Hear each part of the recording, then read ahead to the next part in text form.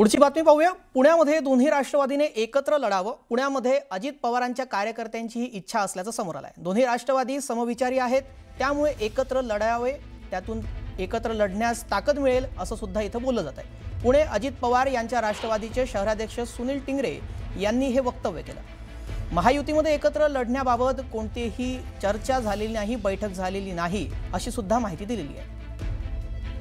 या संदर्भात अधिक माहिती जाणून घेऊयात। आमचे प्रतिनिधी वैभव सोनावणे या संदर्भात अधिक माहिती देतील। वैभव, काय अपडेट आहे? राष्ट्रवादी अजित पवार पक्षाचे शहराध्यक्ष जे आहेत सुनील टिंगरे यांनी कार्यकर्त्यांची आज बैठक घेतली आणि या बैठकीमध्ये कार्यकर्त्यांचा सूर जो आहे तो राष्ट्रवादी शरद पवार पक्षाबरोबर जाण्यासोबत मोठ्या प्रमाणावरती आहे आणि कार्यकर्ते आक्रमक आहेत। दोन्ही समविचारी पक्ष आहेत। पूर्वी आपण एकच होतो, त्यामुळे आताची निवडणूक जी आहे ती एकत्र लढावी अशी मागणी जी आहे ती कार्यकर्त्यांकडून होते असं सुनील टिंगरे यांनी म्हटलं।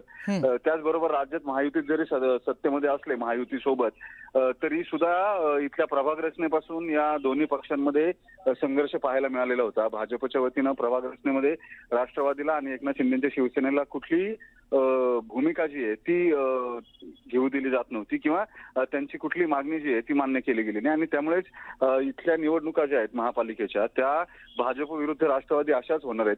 त्याच्यामुळे राष्ट्रवादीची दोन शक्ल झालेली असताना आता जेव्हा दोन्ही राष्ट्रवादी एकत्रित लढतील तेव्हाच भाजप समोर तगडं आव्हान जे आहे ते उभे केले जाऊ शकेल अशी चर्चा कार्यकर्त्यांमध्ये आणि त्या पार्श्वभूमीवरती शहराध्यक्ष सुनील टिंगरे यांनीही दोन्ही राष्ट्रवादी एकत्र लढाव्यात अशी मागणी कार्यकर्त्यांकडून येत असल्यामुळे तशा पद्धतीचा विचार केला जाईल अशा स्वरूपाची भूमिका न्यूज 18 लोकमत सोबत बोलताना मांडली। जी, धन्यवाद वैभव, आपण दिलेल्या या सविस्तर माहितीसाठी।